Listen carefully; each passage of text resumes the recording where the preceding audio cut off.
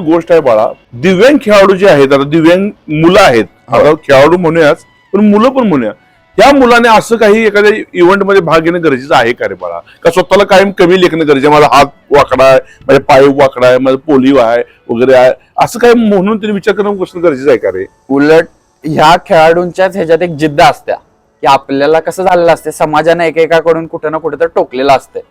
Even मी माझ्या स्कूलमध्ये असताना सुद्धा माझी एक बाजू वीक असल्यामुळे मला वन साइड म्हणून चिडवलं जायचं. वन साइड म्हणून? हा, कारण की एक बाजू वीक आहे म्हणून.